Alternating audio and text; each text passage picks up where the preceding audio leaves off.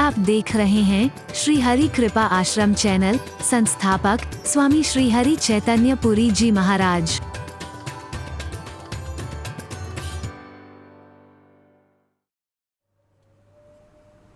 और तुम्हें अभिनय करने को मिला है, जितनी देर का अभिनय करने को मिला है उतनी देर करोगे बस। हरि बोल। मजा तब है जब कुशलता पूर्वक अभिनय करो। तुम जो अभिनय तुम्हें मिला है उसमें खो जाओ पूरी तरह से, उसे सजीव चित्रण करके दिखा दो तो लोग वाह वाह कर उठेंगे, तालियां बजाएंगे तुम्हारे ऊपर। विस्तृत व्याख्या फिर से नहीं कर रहा हूं मैं, सूक्ष्म में इशारा कर रहा हूं फिर से। अगर तुम्हें मानव का अभिनय करने को मिला है तो मानव बनना, दानव मत बनना कभी। इंसान का अभिनय करने को, नाटक करने को इस रंगमंच पर मिला है तो इंसान बनकर के दिखा देना, शैतान या हैवान बनकर के मत दिखाना। सब नाटक है, रंगमंच पर अभिनय चल रहा है। एक कुशल अभिनेता हो सकता है और बहुत से लोग, उनको बार बार जन्मना मरना पड़ता है, बार बार आना जाना पड़ता है, क्योंकि वो कुशल अभिनय नहीं कर रहे हैं। एक निर्देशक पीछे है, एक सूत्रधार पीछे जो दिख नहीं रहा है लेकिन हर क्रिया को नोट कर रहा है। वो इशारा करता, कट, क्या तुमने क्या किया यार, फिर दोबारा से चलिए, फिर दोबारा चलाता है, फिर अभिनय कराता है, फिर कट, रीटेक हो रहा है बार बार। कितना टाइम बर्बाद होता है। लाइट ऑन, साइलेंस, एक्शन, और फिर इतना टाइम लगा और उसके बाद में कट, बार बार कट करना पड़ रहा है, बार बार कट करना पड़ रहा है। कई बार तो कहेगा कि तू इस रोल के लायक है ही नहीं है, तुझे जो इंसान का रोल दिया था तू इंसान का रोल नहीं कर सकता है। कितने चांस तेरे को दिए, फिर तू गलत कर रहा है। हटाओ इसको। वही बोले जी मेरी तो बड़ी बेइज्जती हो जाएगी, ठीक है इसको फिर वो जो बंदर सेना बनेगी उसमें बंदर बुंदर बना देना फिर। हरि बोल, हरि बोल। अगर तुम्हारा इतना ही शौक हो रहा है एक्टिंग, तुम एक्टिंग करने लायक नहीं हो। तुम्हें राम नहीं बना सकते, तुम नहीं कर पा रहे हो। लक्ष्मण तुम्हें नहीं बना सकते, तुम नहीं कर पा। शत्रुघ्न तुम्हें नहीं बना सकते, हनुमान तुम्हें नहीं बना सकते। हाँ चलो ठीक है यार, ये बहुत ज्यादा कर, इसको बंदर बुंदर बना देना, बस पीछे को खड़ा कर देना पीछे। एक्टिंग कर ही नहीं पा रहा है, पता नहीं फिर तुम्हें कीड़ा बनाएगा, मकोड़ा बनाएगा, पशु बनाएगा, पक्षी बनाएगा, पता नहीं क्या बनाएगा। बार बार नहीं मिलना है। अगर इसे कुशलता पूर्वक नहीं करोगे तो मजा तब है जो रोल तुम्हें मिला है। अगर संत का रोल मिला है तो संत बना करके दिखा देना, अपने आप को दुष्ट बना करके।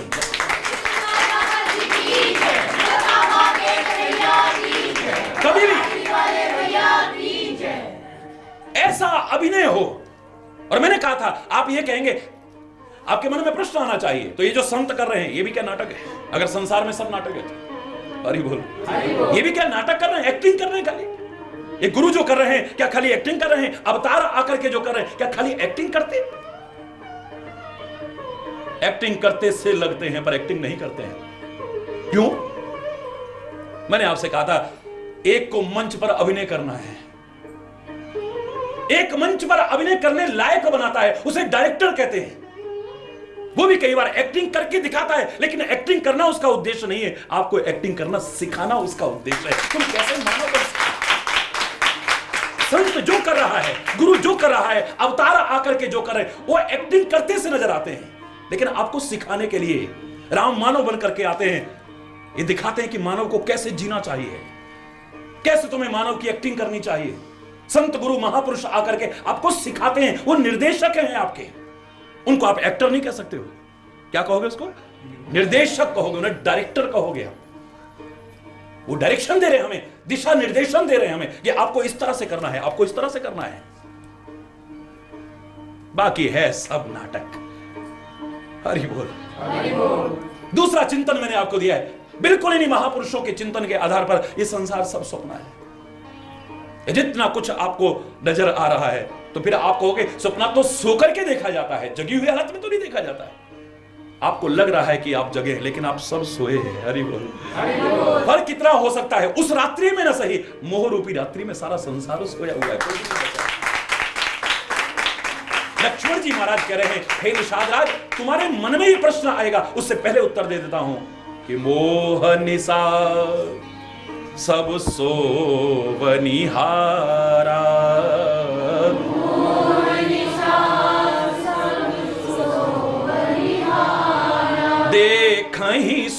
सपन अनेक प्रकारा।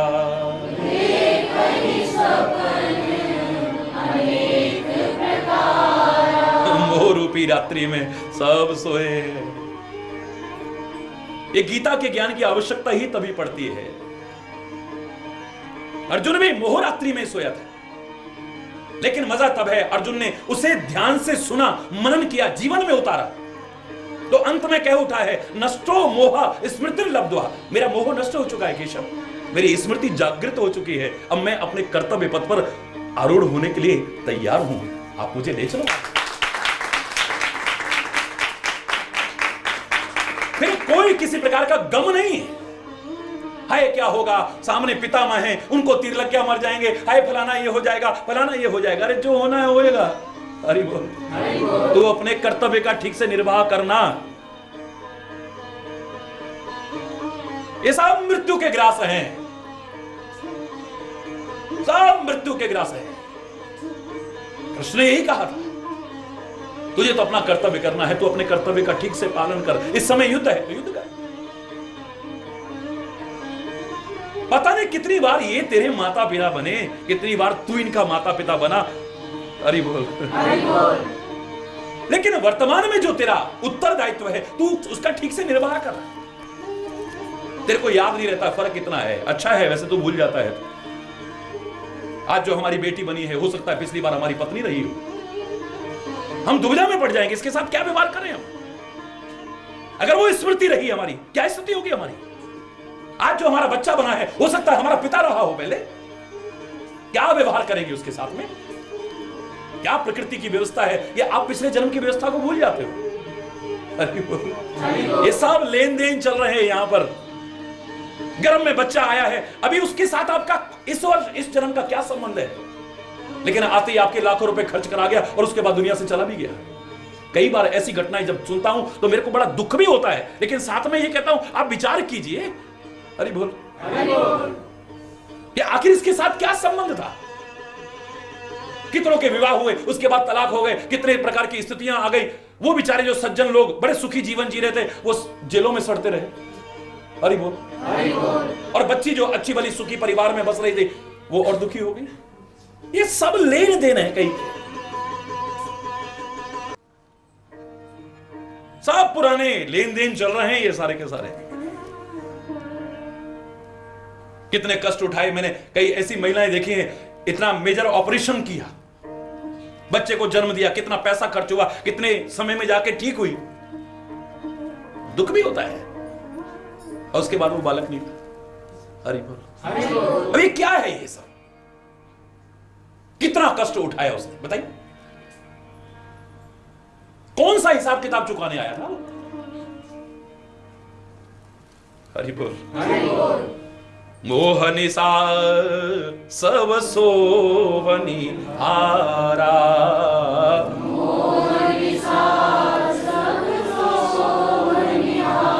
देखहि स्वप्न अनेक प्रकारा।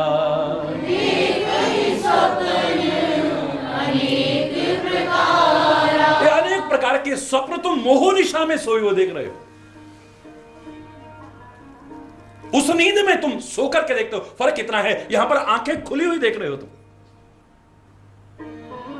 ये जो कुछ दिख रहा है ये सच हो, इसकी गारंटी नहीं है। मैंने तो जैसे चावल की हांडी में से आप एक चावल का दाना निकाल के दिखा देते हो, ये पक गया है कि नहीं पक गया है। एक एक चावल के दाने को नहीं देखा जाता है। एक छोटा सा उदाहरण देकर के मैंने आपको समझा दिया था। आप कह रहे हो नहीं, हम जगी हुई हालत में देखते हैं, होशो हवास में देखते हैं। हम इसे गलत कैसे मान ले। अपनी आंखों से देखा हमने, और हमारी आंख कभी धोखा नहीं खा सकती है।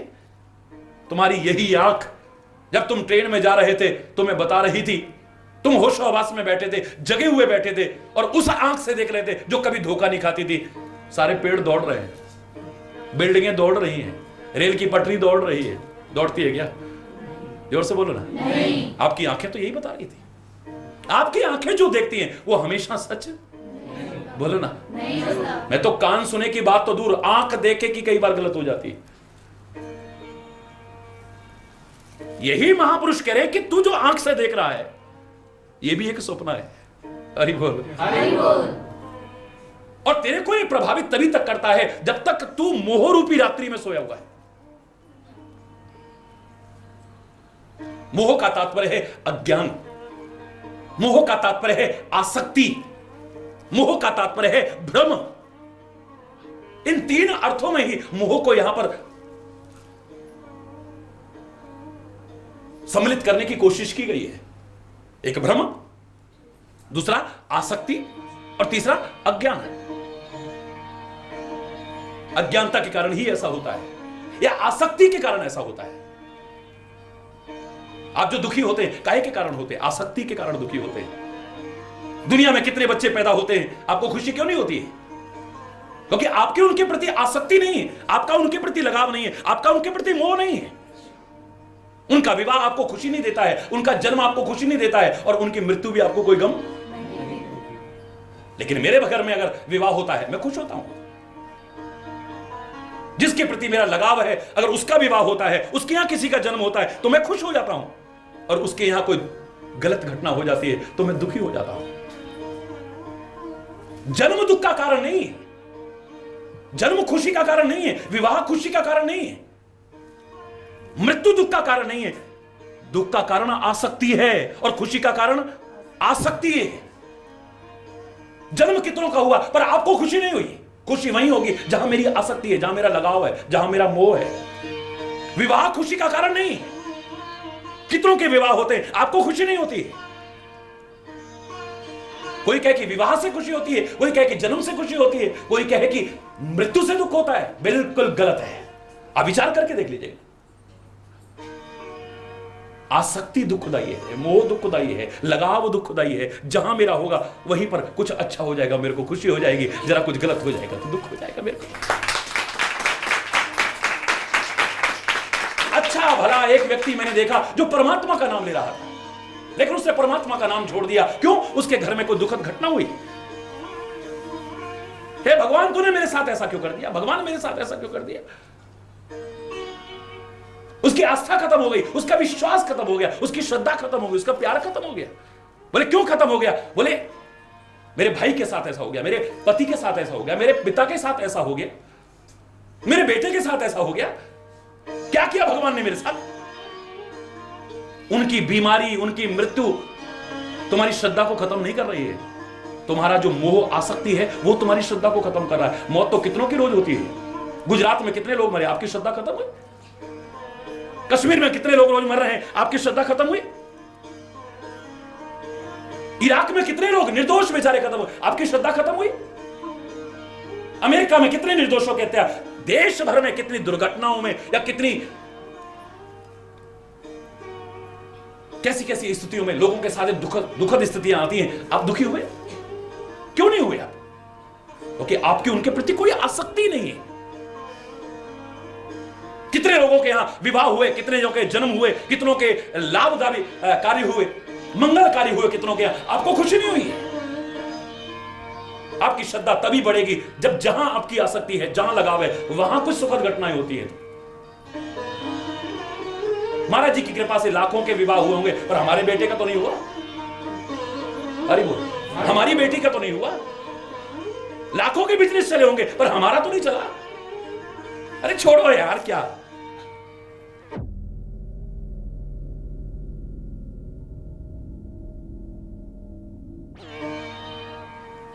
बेटे का विवाह तुम्हारी श्रद्धा को नहीं बढ़ा रहा है। बेटी का विवाह तुम्हारी श्रद्धा को नहीं बढ़ा रहा है। तुम्हारा काम बनना श्रद्धा को नहीं बढ़ा रहा है। तुम्हारी जो आसक्ति है, तुम्हारा जो लगाव है, तुम्हारा जो मोह है, तुम्हारा जो भ्रम है, तुम्हारा अज्ञान है, वही तुम्हारी श्रद्धा को घटा और बढ़ा रहा है। और करे हो कितनों के भी काम, करे हो कितनों के भी, मेरा नहीं हुआ ना। हरि बोल। आपकी श्रद्धा घट जाती है, आपकी श्रद्धा बढ़ जाती है। सांसारिक सुख दुख की तो बात छोड़िए, आप परमात्मा तक के साथ ये स्थिति है हमारी, गुरुओं के साथ हमारी यही स्थिति है। अरे बोल, जोर से बोलो। ये दावे से कह सकता हूं मैं कि हमारे जितने भी सुख का कारण है, हमारा जितना भी दुख का कारण है, ये सब मोह है, आसक्ति है। हमारी जो खुशी का कारण है, हमारा जो गम का कारण है, वो आसक्ति है, वो मोह है, वो लगाव है। घटना नहीं है। एक ही घटना एक व्यक्ति के हृदय में दुख पैदा करती है, वही घटना दूसरे के व्यक्ति के हृदय में दुख पैदा नहीं करती है। एक की इतनी सी घटना इतना दुख कर देती है, एक की इतनी बड़ी घटना भी सहज में ले जाता है। हमारे सिर दर्द हो जाए तो हम हल्ला मचा देते हैं। रामकृष्ण परमहंस के गले में कैंसर था, वो हल्ला ही नहीं करता था। हरि बोल, हरि बोल। जगत गुरु शंकराचार्य भगंदर रोग से पीड़ित है, वो हल्ला नहीं कर रहे। एक अज्ञानता परिपूर्ण जीवन जी रहा है, एक ज्ञान परिपूर्ण जीवन जी रहा है, एक आसक्ति परिपूर्ण जीवन जी रहा है, एक संसार में रहता हुआ अनासक्त भाव से जीवन जी रहा है, एक भ्रममय जीवन जीता है। हरि बोल, हरि बोल। एक विवेक परिपूर्ण जीवन जीता है। दोनों में अंतर है।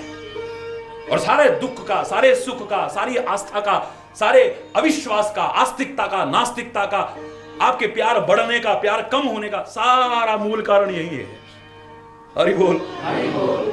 गलत नहीं कह दिया तुलसी ने, अगर कह दिया है तो मोह सकल व्याधिन कर मूला,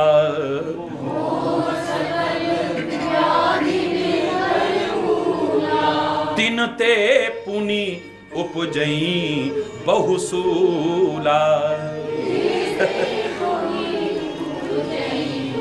इसी से सारे शूल पैदा होते हैं, इस मोह से। अब जितना बढ़ा लोगे उतना ही सुख दुख बढ़ा लोगे अपना, जितना कम करते जाओगे उतना ही सुख दुख मस्त रहोगे, अपने कर्म का पालन करोगे, अपने कर्तव्य का पालन करोगे, विवेक परिपूर्ण जीवन जीते हो, भक्ति परिपूर्ण जीवन जीते हो। हरि बोल, हरि बोल। और यही इस गीता का सार है, और कोई नहीं। निषाद का विषाद इस गीता को सुनकर के खत्म हुआ था। आप भी सुनकर के मनन करके जीवन में उतार लेना। कोई दुनिया का विषाद टिक जाए तो हरि चैतन्य का चैलेंज है। विषाद नहीं टिक सकता, विषाद टिक नहीं सकता है। ये निषाद का ही विषाद खत्म नहीं होगा, हम सबका विषाद खत्म हो जाएगा। मोह निशा सब सोवनिहारा,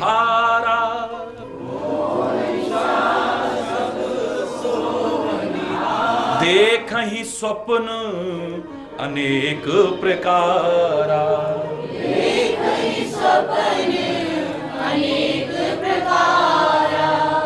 अनेक प्रकार के स्वप्न देख रहे हैं हम।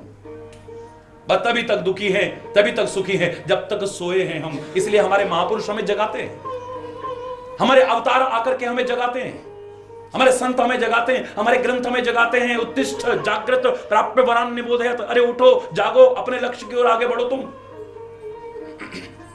उठ जाग मुसाफिर भोर भई, अब रैन कहां। अरे उठ जाग, अब कब तक सोया रहेगा, तेरी गठरी में लागे चोर, मुसाफिर जाग जरा। जगने को कहते हैं। क्यों सोया गफलत का मारा, जाग रे नर जाग रे। शब्दों का अंतर हो सकता है। उठ फरीदा सुतया, अपने अपने शब्दों में सब संतों ने कहा है, सब महापुरुषों ने कहा है, अरे उठो जागो, अब तुम्हारा सोने का समय नहीं है। जहां ज्ञान का प्रकाश होगा वहां अज्ञान का अंधकार समाप्त हो जाएगा, वहीं पर जगने की प्रक्रिया शुरू हो जाती है। और ये जागृति जहां आ जाती है, न पढ़े हो आपने वेद, न पढ़े हो पुराण, न पढ़े हो ग्रंथ, न सुने हो महापुरुषों के सत्संग, आपके मुख की वाणी वेदवाणी बन जाएगी। सारे ग्रंथों के सार आपके जीवन में समाने को तैयार हो जाएंगे। कबीर कौन सा पढ़ा लिखा था, मसी कागज छुओ नहीं, कलम गही ना हाथ। लेकिन कबीर के मुख से जो वाणी निकल रही है वेदवाणी से कम नहीं है, ग्रंथों की वाणी से कम नहीं है। कैसे आ गया उसके जीवन में? ये सब जागृति की महिमा है। जहां व्यक्ति जागता है सारी दिव्यताएं उसके अंदर अपने आप समाने को तैयार हो जाती है। जब तक सोया है कुंठाएं रहेंगी उसके जीवन में, क्षोभ को उसके जीवन में स्थान मिलेगा, विषाद को उसके जीवन में स्थान मिलेगा। हरि बोल, हरि बोल। ये जो कुछ देख रहे हो हे निषाद राज, ये सब सपना है। ये तो क्या संसार में सभी सोए होते हैं? मोह निशा सब सो नहीं आ रहा। बोले सब सिद्धांतों के साथ अपवाद जरूर होता है, तो इसमें भी अपवाद है। एक जगह होता है, सब सोए होते हैं बाकी। कौन जगह होता है? एही जग जामिनी जागही जोगी। एही जग जामिनी जागही जोगी। इस संसार रूपी रात्रि में नहीं, मोह रूपी रात्रि में अगर जगता है तो जोगी जगता है। कौन जोगी? जो घर बार छोड़ दे। कौन जोगी? जो भगवे वस्त्र पहन ले। कौन जोगी? जो जटा मढ़ा ले या सिर मुड़ा ले। कौन जोगी? जो तिलक इत्यादि, कमंडल इत्यादि धारण कर ले, त्रिशूल इत्यादि धारण कर ले। कौन जोगी? जिसे जोग करना आता है। जोग माने जोड़ना जिसे आता है, जिसे अपनी बिखरी हुई चित्तवृत्तियों को जोड़ना आता है, जिसका प्रयास समाज को, टूटते बिखरते समाज को जोड़ने के लिए होता है, जो आत्मा को परमात्मा से जोड़ने की कोशिश करता है, वही जोगी हो सकता है। चाहे किसी वेश में हो, किसी देश में हो या कहीं परिवेश में। और मैंने तो आपसे यहां तक कहा कि शब्दों को भी जोड़ना आना चाहिए।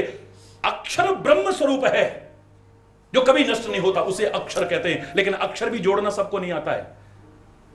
जो ब्रह्म का स्वरूप है अक्षर, वो ब्रह्म का स्वरूप नहीं रहने देते हैं, ब्रह्म का स्वरूप बना देते हैं। इतना सा अंतर है, खाली जोड़ना नहीं आता। जो ब्रह्म स्वरूप अक्षर है उन्हीं को जोड़ करके गालियां भी बनती हैं, उन्हीं को जोड़ करके प्रभु का नाम भी बनता है, उन्हीं को जोड़ करके आप ऐसा बोलते हैं शांति होती है, उन्हीं को जोड़ करके कुछ ऐसा बोलते हैं कि अशांति हो जाती है, इन्हीं को जोड़ करके कुछ ऐसा बोलते हो कि प्यार पैदा होता है, इन्हीं को जोड़ करके कुछ ऐसा बोलते हो द्वेष पैदा होता है, वैर विरोध पैदा हो जाता है, घृणा पैदा हो जाती है, बदले की भावना पैदा हो जाती है। इन्हीं अक्षरों को जोड़ करके सत्य साहित्य बनता है, अश्लील साहित्य बनता है, और वेद पुराण, गुरु ग्रंथ कुरान, बाइबल भी इन्हीं अक्षरों को जोड़ करके बना है। हरि बोल, हरि बोल।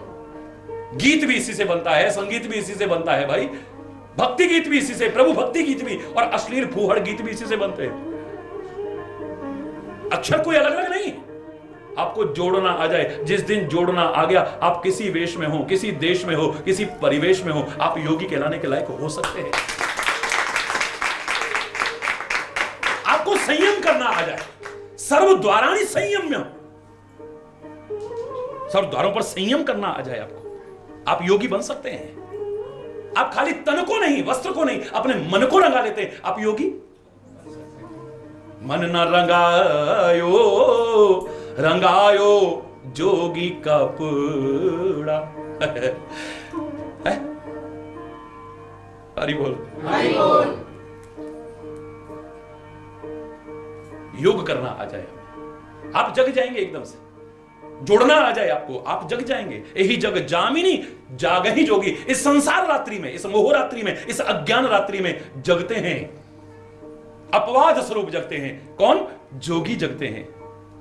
कौन जोगी? जो परमार्थी हैं, जो स्वार्थी नहीं है। आप स्वार्थ में जीवन जीते हो।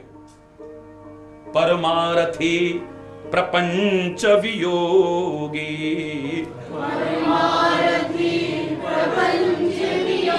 जो परमार्थी जीवन जीते हैं और प्रपंच से दूर रहते हैं। ज्यादा प्रपंच करेंगे तो उतने ही ज्यादा फिर स्वार्थ भी आपके सम्मिलित होने शुरू हो जाएंगे। जितने प्रपंच में पड़ेंगे, सादगी अपनाते हैं, सहज जीवन रखते हैं, ऐसे योगी लोग जगते हैं इसमें। और जितने प्रपंच बढ़ाते जाएंगे, आपके स्वार्थ बढ़ते जाएंगे, आपके संबंधों में विकृति और मधुरता आनी शुरू हो जाएगी, राग और द्वेष का कारण बनना शुरू हो जाएगा, आप सो जाएंगे फिर। हरि बोल। परमार्थी बोलो, स्वार्थी नहीं जगते हैं, प्रपंच वियोगी। रात दिन जो प्रपंचों में लगे हुए हैं वो नहीं जग सकते इसमें। हम सोए हैं या जगे कैसे पता चलेगा भाई? हमारी तो पहचानो, हमें तो बड़ी शर्म आने लग गई, इसके मतलब हम सोए हुए। कैसे पता लगे कि हम भी जग गए हैं? बोले उसकी परिभाषा बता देते हैं तुम्हें। जानिए तब ही जीव जग जागा, जानिए तब ही जीव जग जागा। तभी संसार रूपी रात्रि में, अज्ञान रूपी रात्रि में, मोह रूपी रात्रि में जीव को जगा हुआ समझना। कब? जब सब विषय विलास विरागा, जब सब विषय विलास विरागा, सब विषयों से, सब विलासताओं से वैराग्य होना शुरू हो जाए। आंख हमारी रूप देते आकृष्ट हो जाती है, कान सुंदर शब्द सुनते ही आकृष्ट हो जाते हैं, नासिका सुंदर गंध की ओर तुरंत आकर्षित हो जाती है, जबान अच्छे अच्छे स्वादों के लिए आकृष्ट रहती है, शरीर स्पर्श सुख के लिए लालयत रहता है। तुम सोए हो अभी। ऐसा नहीं कि संत नहीं देखता है, ज्ञानी नहीं देखता है, पर देखने देखने में अंतर है। हरि बोल, हरि बोल। एक उसको देखने के बाद भटकता है और एक उसको देखने के बाद ना भटकता है, ना कहीं अटकता है, ना कहीं लटकता है। हरि बोल, हरि बोल। और न ही उस असत्य को सटकता है और न किसी आंखों में खटकता है वो। हरि बोल, हरि बोल। बस अपना सिर प्रभु के चरणों में पटकता है, बस इतना ही करता है।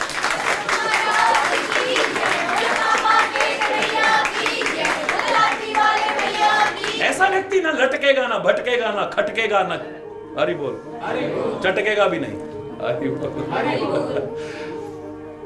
मृग तृष्णा के जल को देख करके एक अज्ञानी व्यक्ति भटक सकता है, क्योंकि उसकी आंखें बता रही हैं सामने जल है, असत्य जल है, सूर्य की किरणें रेत पर पड़ती हैं, पानी जैसा नजर आता है। एक तो वैसे ही प्यास है, रेगिस्तान की भयानक गर्मी, और उसमें भटकेगा तो अपने प्राणों को ही त्यागेगा। लेकिन एक समझदार व्यक्ति है, एक जानकार व्यक्ति है, उसे पता है ये सामने जल जैसा लग रहा है, जल नहीं है, ये असत्य है, ये माया है, माया जल है, ये मृग तृष्णा जल है। ये हिरण भटकता भटकता इसमें अपने प्राणों का त्याग कर देता है। अज्ञानी भटकता भटकता आंखें अब ज्ञानी की भी देखेंगी, आंखें उसको बताएंगी कि सामने पानी है, लेकिन मन अंदर से इतना संयत हो चुका है, वो कहेगा कि ये दिख रहा है जो जल, ये जल नहीं है, इसके पीछे भटकने की कोई आवश्यकता नहीं।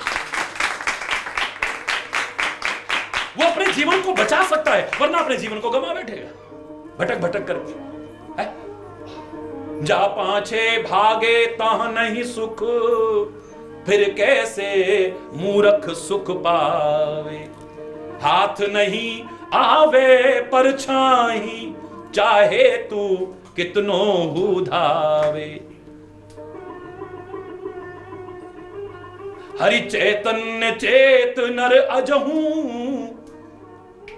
क्यों ना तू हरि के गुण गावे। हरि बोल, हरि बोल। बहुत पुरानी लिखी हुई कविताएं हैं, पूरी याद भी पता नहीं है, नहीं है। हरि बोल, हरि बोल। जाकी सत्ता ते असत्य हूं, सत्य लगे और तू भरमावे। है अज्ञान अंधेरों तो में, रस्सी हूं बर सर्प डरावे। ये अंधकार में जब तक जी रहे हैं, अज्ञान में जब तक जी रहे हैं, तभी तक आप प्रभावित हो रहे हैं इस सब से, असत्य को सत्य मान करके। मृग तृष्णा के जल में भटकते हैं, अपने प्राणों को त्याग देते हैं। अंधेरा जब तक है, आप डर रहे हैं, रस्सी को देख करके भी डर रहे हैं, आप डरा रही है रस्सी आपको। तड़ी मार रहे थे, बड़ा निकल रहे थे, और जब देखा रास्ता बदल के, उन्होंने कहा तुम तो उधर से आने वाले थे, इधर से कैसे आ गए। हरि बोल, हरि बोल, हरि बोल, हरि बोल। बड़ी तड़ी मार रहे थे, तुम तो उधर से आने वाले थे भाई, इधर से कैसे आ गए। ना ना ना ना, वो जरा बस इधर किसी से मिलना था, तब वो नहीं बताएगा कि मेरे को रास्ते में सांप से डर लग गया था। हरि बोल, हरि बोल। रस्सी भी सर्प जैसी दिख रही है, और खाली दिखने रही, आपको डरा रही है। और तभी तक है जब तक अंधेरा है, जैसे ही प्रकाश होगा आपका डर खत्म हो जाएगा। ये तो सांप नहीं तो रस्सी है, बेकार में। हरि बोल, जोर से बोलो ना। भयानक प्रेत जैसा नजर आ रहा था, और आप भयभीत हो रहे थे। लेकिन तभी तक जब तक अंधेरा है, जैसे ही प्रकाश की किरणें फूटेंगी, आपको लगे ये तो पेड़ था, ये तो झाड़ी थी, हम तो बेकार में इसको भू समझ के डर रहे थे, पिशाच समझ करके डर रहे थे। हरि बोल, हरि बोल। अंधेरे में ज्यादा डरते हो ना, बोलो। बाकी डर भी जो है आपको अज्ञान रूपी अंधकार में ही ज्यादा लगते हैं। जब तक ज्ञान का प्रकाश नहीं है, तभी तक भय हमारे अंदर रहता है, तभी तक हमें मिथ्या भी सत्य जैसा लगता है, असत्य भी सत्य जैसा लगता है, और भटक भटक करके अपने जीवन को बर्बाद कर देते हैं हम। जग जाएगा,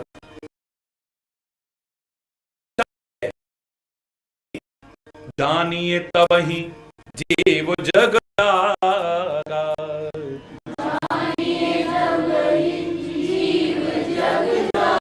जब सब विषय विलास विरागा,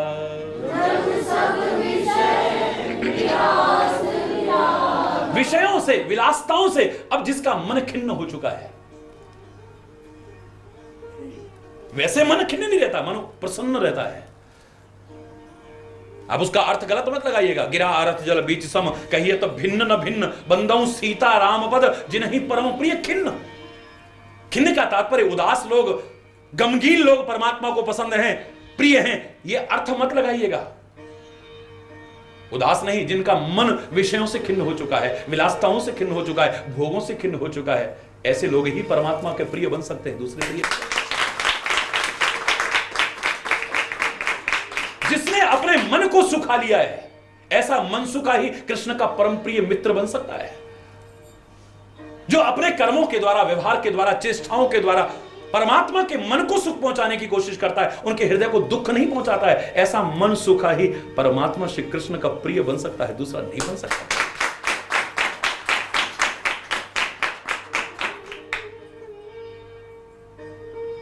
संत भी देखता है, ऐसा नहीं कि देखना बंद कर देता है, ऐसा नहीं कि वो रूप को नहीं देखता है।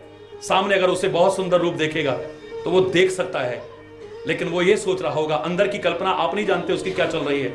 ये सामने इतना सुंदर है तो इसको बनाने वाला या इसके अंदर जो बैठा है वो कितना सुंदर होगा। वो देखना बंद नहीं करेगा। हर कोई बिल्व मंगल बन करके, सूरदास बन करके अपनी आंखें नहीं फोड़ेगा। देखता वो भी है, पर देखने का अब नजरिया बदल गया है। आपके देखने में और उसके देखने में बहुत अंतर है। अभी आपके सुनने में और उसके सुनने में बहुत अंतर है। आपके बोलने में और उसके बोलने में बहुत अंतर है। आपके सूंघने में और उसके सूंघने में बहुत अंतर है। आपके भोजन ग्रहण करने में और उसके भोजन ग्रहण करने में बहुत अंतर। आप स्वाद देखते हो, वो देखता है कि मन पर इसका क्या प्रभाव पड़ेगा, ये शुद्ध है या नहीं, सात्विक है या नहीं। वो स्वाद नहीं, क्या देखता है, ये मन के लिए हितकारी है या नहीं, क्योंकि मन पर अन्न का प्रभाव पड़ना है। स्वास्थ्य के लिए हितकारी है या नहीं, और शरीर भोजन के लिए बना है, भोजन शरीर के लिए बना है, वो उतना ही लेता है। सात्विक भोजन लेता है, सादा भोजन लेता है। अरे बोल, तो ऐसा नहीं कि वो खाना बंद कर रहा है, लेकिन खाने में अंतर आ गया है। ऐसा नहीं उसने बोलना बंद कर दिया है, बोलने में अंतर आ गया है। ऐसा नहीं वो देखना बंद कर देगा, देखने में अंतर आ गया है। ऐसा नहीं कि वो चलता नहीं है, लेकिन अब चाल में अंतर आ गया है। अरे बोल, ऐसा नहीं कि वो करता नहीं है, लेकिन कर्म करने का ढंग बदल गया है।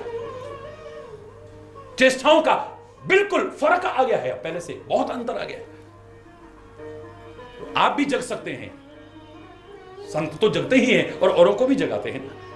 तभी तो मैंने कहा था एक बार कि मजाक में किसी ने कहा कि संत लोग बड़ो अपने आप को बड़ा समझते हैं। बहुत पुरानी बात मैंने बताई थी आपको, सन 81-82 की बात बता रहा हूं, आप 81-82 की, कि महाराज जी संत लोग आसनों पर बैठ जाते हैं, चौकियों पर बैठ जाते हैं, हमें जमीन पर बैठाते हैं, हमें बड़ा छोटा समझते हैं। किसी मूर्ख ने ऐसा प्रश्न किया था, तो मैंने कहा भैया तुमको छोटा नहीं मानते, तुम जमीन पर बैठे, तुम तो बहुत बड़े जमींदार हो, और वो तो चौकी पर बैठे हैं, खाली चौकीदार हैं भाई। लेकिन अगर सच्चे अर्थों में चौकीदार बन गए, क्योंकि चौकीदार कौन होता है, जो खुद जग जाए फिर औरों को जगाने की, जो खुद सोया रहे वो औरों को क्या जगाएगा, बोलिए। खुद जगेगा तभी तो कहेगा जागते रहो जागते रहो, खर्राटे मार करके नहीं कह सकता है जागते रहो, तो आपको अच्छा संदेश नहीं दे सकता है। खुद जगेगा तब तुम्हें जगाने की कोशिश करेगा, और जो खुद जग गया है औरों को जगाने की कोशिश कर रहा है, दिखने में छोटा सा चौकीदार है पर कुल आलम उसके चरणों में झुकने को तैयार हो जाएगा।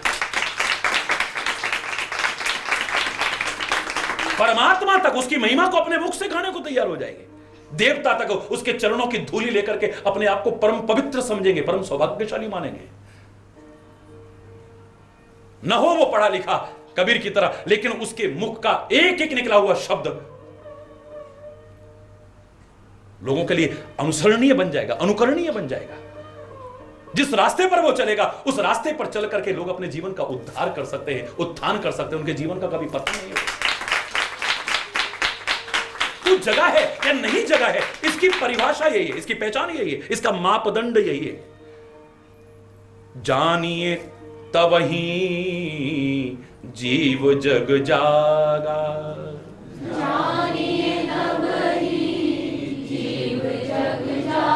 जब सब विषय विलास विरागा।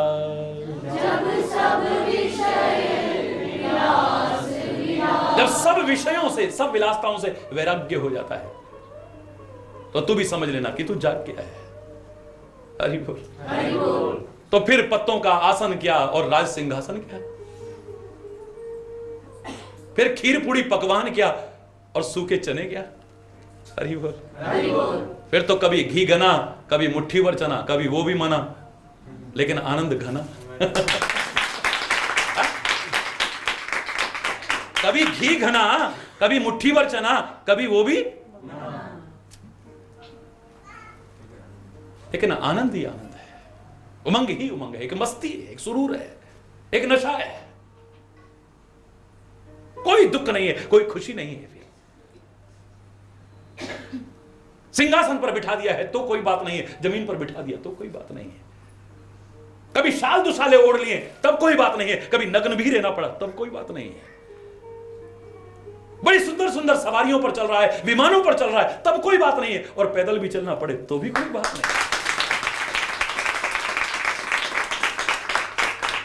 ये नहीं कि अब आप अधीन हो गए हैं, पराधीन हो गए हैं, स्वतंत्र नहीं है आप। अब आप इसी प्रकार के बाद बिना एसी के आप रह नहीं सकते हैं, बिना पंखे के भी रहना पड़े तो रह सकता है।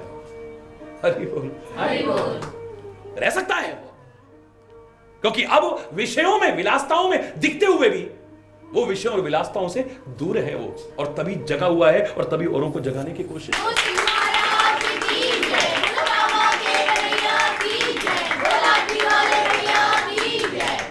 बस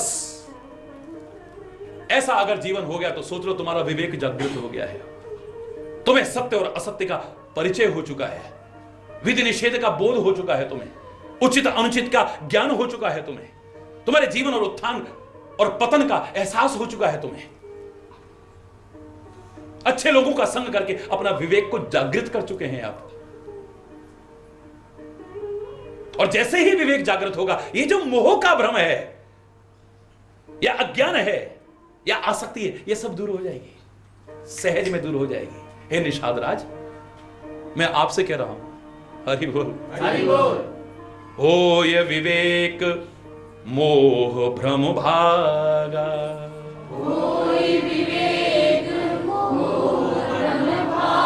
यहां तक इसका ज्ञान कांड चल रहा है। पहले आपको कर्म कांड सुनाया था, अब ज्ञान कांड सुनाया, और अब यहां से भक्ति कांड प्रारंभ होने वाला है। हो ये विवेक मोह भ्रम भागा,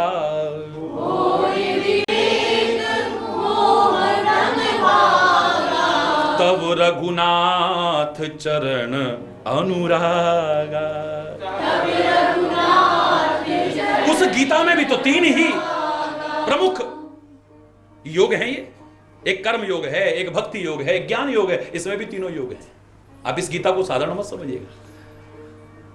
कर्म योग का वर्णन आपने सुन लिया, ज्ञान योग का विस्तार से वर्णन सुन लिया, अब भक्ति योग प्रारंभ होता है।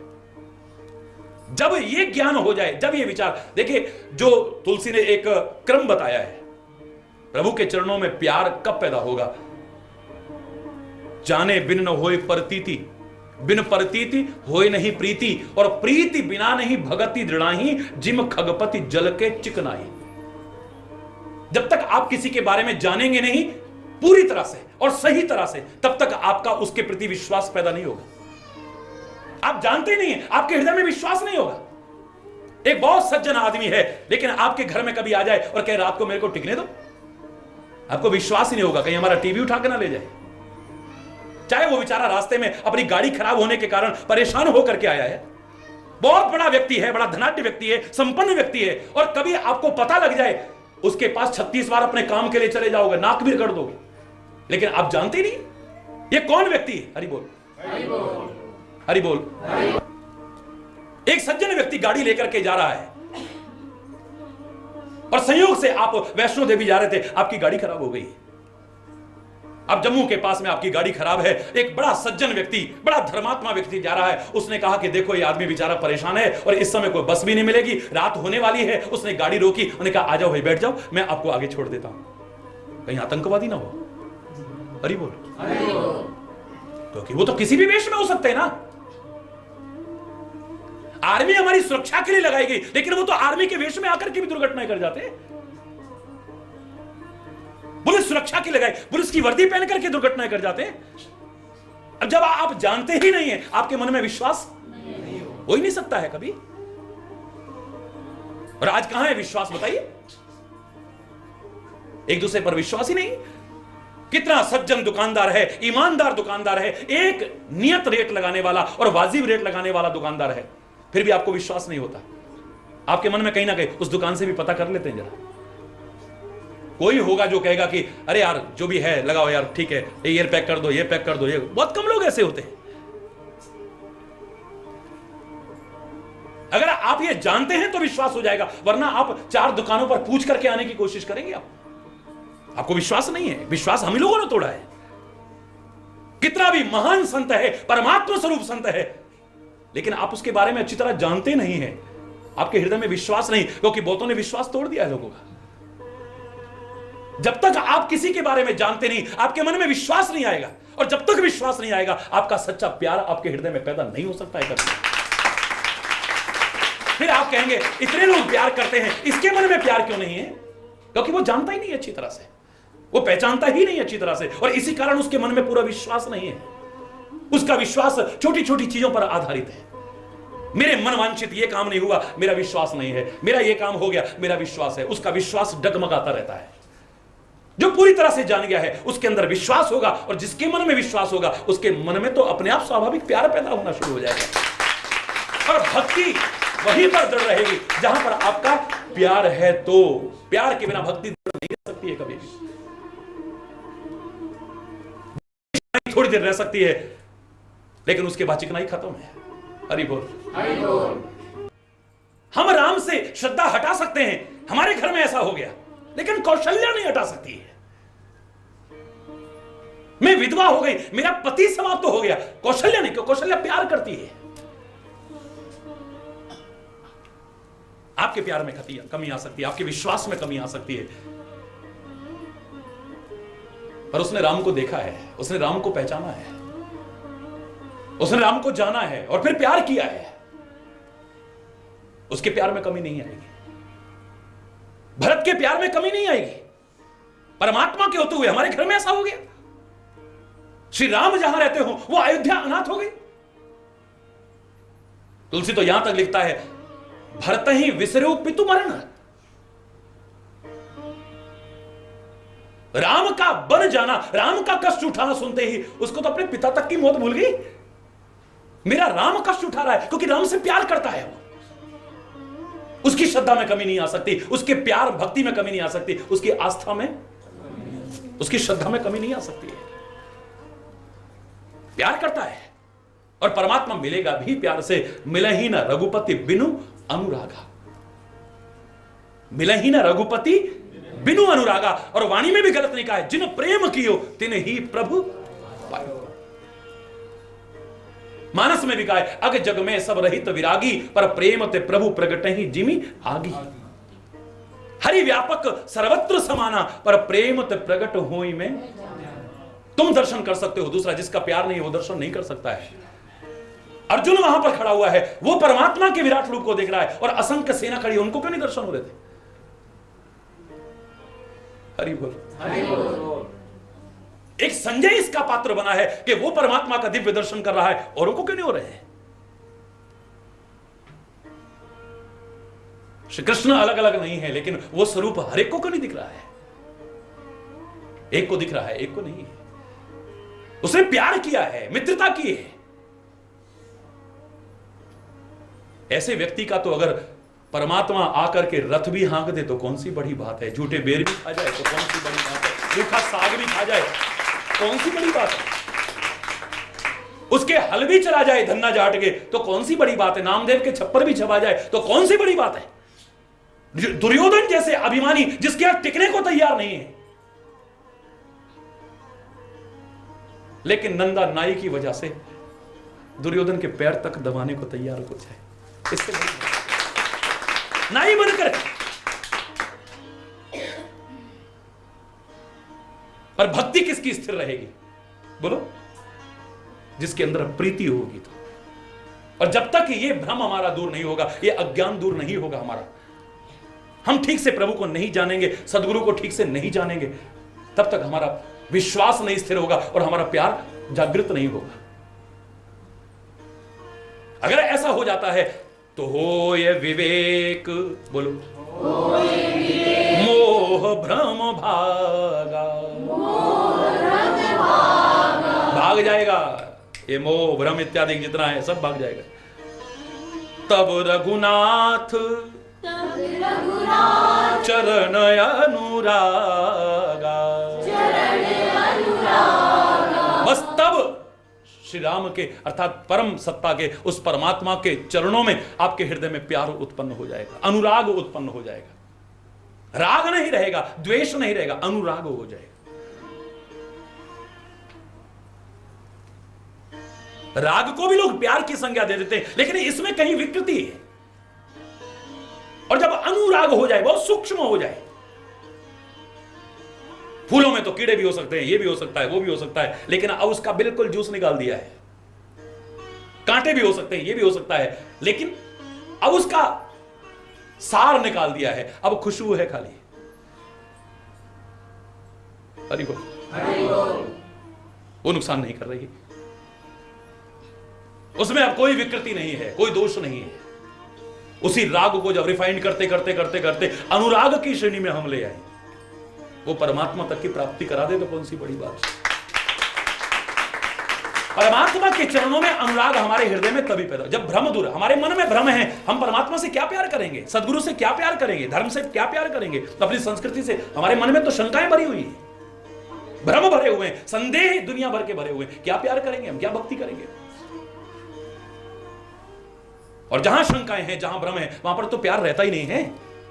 पति पत्नी के मन में शंका आ जाए, प्यार रहेगा क्या? भाई भाई के मन में शंका आ जाए, प्यार रहेगा क्या? मां बाप और बच्चों के मन में शंका एक दूसरे के प्रति आ जाए, प्यार रहेगा क्या? ऐसे ही संत गुरु और परमात्मा के प्रति जहां संदेह आ गया, आपका प्यार, आपकी भक्ति सब खत्म हो जाएगी।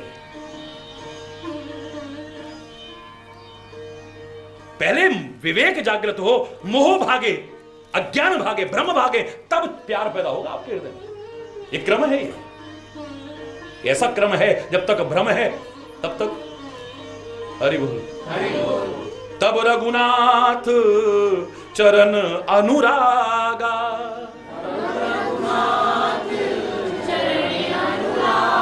और हे सखा, जीवन का परम परमार्थ यही है, परम पुरुषार्थ यही है। सखा परम परमार्थ एहू, मन क्रम वचन राम पद नेहू, मन से, वचन से और क्रम से राम के चरणों में प्यार करो, इससे बड़ी चीज दुनिया में। अब यहां से देखिए, ये भक्ति का योग प्रारंभ हो रहा है। हरि बोल। पहले कर्म योग आया, फिर ज्ञान योग आया, अब भक्ति योग आया। कर्म प्रधान है इसलिए सबसे पहले जिक्र किया है, मुख्य प्रधान है इसलिए हम इसकी जिक्र पहले करेंगे, इसकी आवश्यकता ज्यादा है। लेकिन आंख और कान का महत्व ना हो, यह हमारी मूर्खतापूर्ण चिंतन कहलाएगा। मैंने आपसे कहा, आंख ना हो मैं जिंदा रह सकता हूं, कान ना हो मैं जिंदा रह सकता हूं, खाली मुख हो और आंख और कान दोनों ना हो मैं जिंदा रह सकता हूं। लेकिन इन तीनों के रहते जो चेहरे का सौंदर्य है और जीवन का आनंद है, खाली मुख के रहते कभी भी नहीं हो सकता। हरि बोल, हरि बोल, हरि बोल, हरि बोल। मैंने ज्ञान गंवाया इस कारण, मैं हो के विकल बाहर धाया, तुम बसे हृदय में ही मेरे, यह भेद समझ में ना पाया। कस्तूरी मृग ही की भांति मैं रहा खोजता इधर उधर, नहीं दिखता काई के कारण, वरना जल से है भरा सरोवर। आरोपित करता रहा स्वान सम, अंतर रस को हड्डी पर।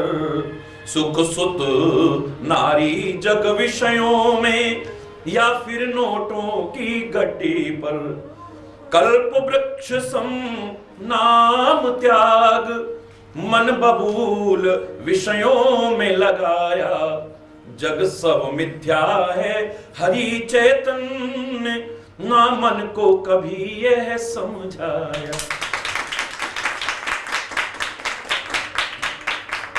बारी भटकता रहा। हरि बोल, हरि बोल, हरि बोल, हरि बोल। और तुम मेरे हृदय में ही बसे थे, मैं इसे समझ ही नहीं पाया। क्या रस था, क्या आनंद था मेरे अंदर, क्या सुख था, मैं समझ ही नहीं पाया इसे। सरोवर तो पूरा पानी से भरा हुआ था, पर ऊपर काई थी, इसलिए मुझे दिख ही नहीं रहा। मैं अज्ञानता के कारण सब लुप्त हुआ पड़ा है अंदर का।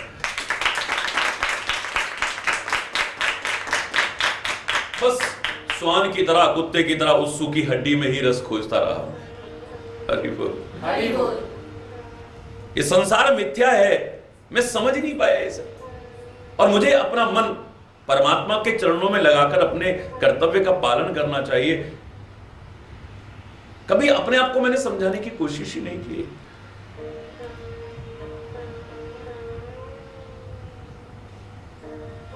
लक्ष्मण कहते हैं निषाद राय,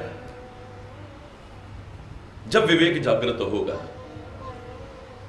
और विवेक की परिभाषा क्या है, एक सामान्य प्राणी से जब प्रारंभ होती है तो विवेक की परिभाषा कुछ है, और उच्च स्थिति में पहुंचती है तो विवेक की परिभाषा कुछ और है।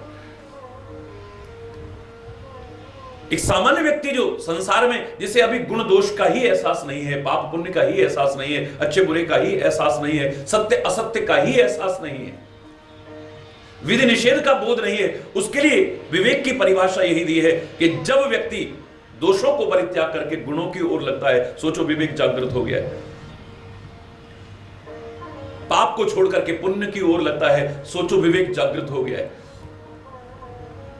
निषेध का परित्याग करके विधि कर्म करता है, तब सोचो कि विवेक जागृत हो गया है। असत्य को छोड़ करके सत्य की ओर लगता है, तो सोच लो कि इसका विवेक जागृत हो गया है। अस विवेक जब देय विधाता, तब तज दोष गुण ही मन राता।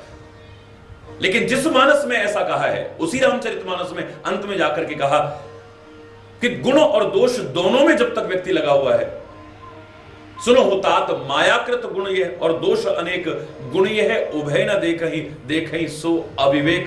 जो गुण में भी लगा है, दोष में भी लगा है, जो पाप में लगा है या पुण्य में भी लगा है, वो भी अभी तक अविवेकी है, वो विवेकी नहीं कहला सकता है।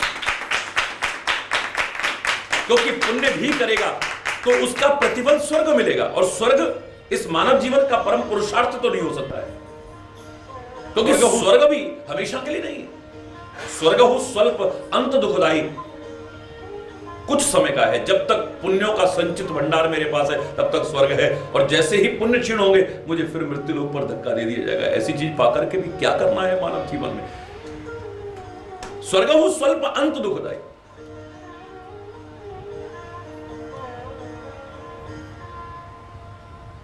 हरि बोल, हरि बोल। तो पाप में लगा है तो पुण्य में लगा है, तो गुण में लगा है तो दोष में लगा, तो देखे ही सो अविवेक, अभी तक अविवेकी है। वास्तव में सच्चा विवेक मैं किससे कह सकता हूं? लक्ष्मण जी के शब्द स्पष्ट शब्दों में बता रहे हैं, कहीं भटकने की आवश्यकता नहीं है। विवेक की परिभाषा हो ये विवेक मोह भ्रम भागा, हो ये विवेक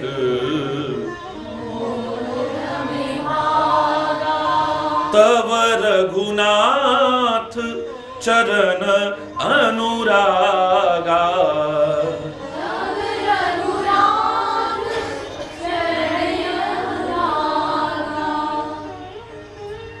जब विवेक जागृत हो तो सोच लो आपका अज्ञान दूर हो गया है, आपका मोह दूर हो गया, आपका भ्रम दूर हो गया है, आपके जितने संदेह थे वो सारे नष्ट हो गए, और परमात्मा के चरणों में आपके हृदय में सच्चा अनुराग उत्पन्न हो गया है।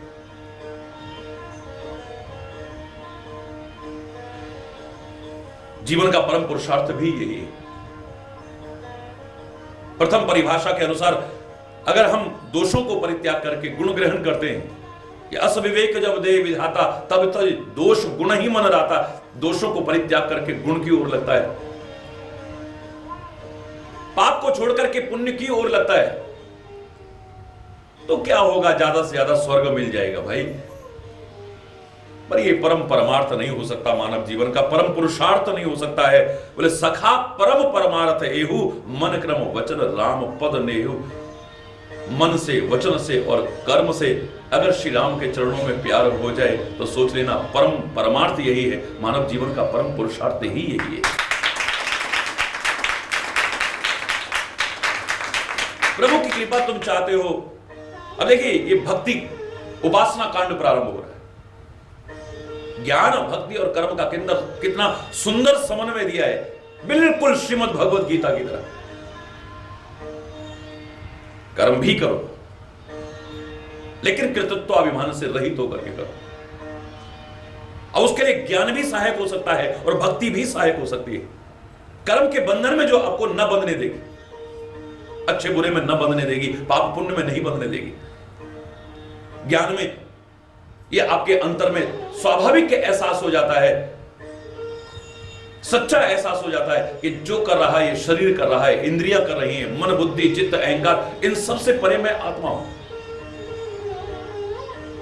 अपनी कमियों को छुपाने के लिए ढाल नहीं बनाते इस ज्ञान का, सच्चे अर्थों में इस्तेमाल करते हैं। तो मैं कर रहा हूं ये आपके अंतर में नहीं आता है, कर्तापन का अहंकार आपके अंदर नहीं आता। और जब कर्तापन का अहंकार नहीं आता तो बच जाते हो अच्छे बुरे में बंधने से, पाप पुण्य में बंधने से और स्वर्ग नरक में बंधने से बच जाते हो। और यदि भक्ति मार्ग पर चलते हैं तो भी बच जाते हो। कर्मों के बंधन में व्यक्ति कब बनता है? जब कहता है कि मैं कर रहा हूं। मैंने उस दिन आपसे कहा कि हजारों महिलाएं बैठी हैं लेकिन मैं कहूं ये सब्जी किसने बनाई है? उन हजारों में से जिसने कह दिया मैंने बनाई है, अब वो बन गई। अच्छाई होगी तो उसकी होगी, बुराई होगी तो उसकी होगी। मैं कहते ही अब वो अच्छे बुरे से बन गई। ये सामान बाजार से कौन खरीद करके लाया? चाहे हजारों मेरे भाई बैठे हो यहां पर, जिसने कह दिया मैं लाया हूं, अब वो बन गया है, अच्छे से बन गया, बुरे से बन गया है। बड़ा समझदार है तो कितना अच्छा सामान लेकर के आया और कितना सस्ता लेकर के आया। वरना कहेंगे इतना समझदार बनता है तो बेवकूफ, देख तो सामान देख करके नहीं ला सकता था। अच्छाई से बुराई से वो बंधेगा जिसने कहा कि मैं कर रहा हूं। मैं कहते ही आप बंध गए हैं, अच्छे बुरे से बंध गए हैं, पाप पुण्य से बंध गए हैं। ज्ञान मार्ग भी यही सिखाता है कि मैं नहीं कर रहा हूं। और भक्ति मार्ग तो सिखाता ही नहीं है ऐसा। कृतत्वाभिमान से रहित होने का संदेश देता है, हम समझ करके कर रहा हूं और प्रभु को समर्पित करते हुए कर रहा हूं। मैं करने वाला कौन?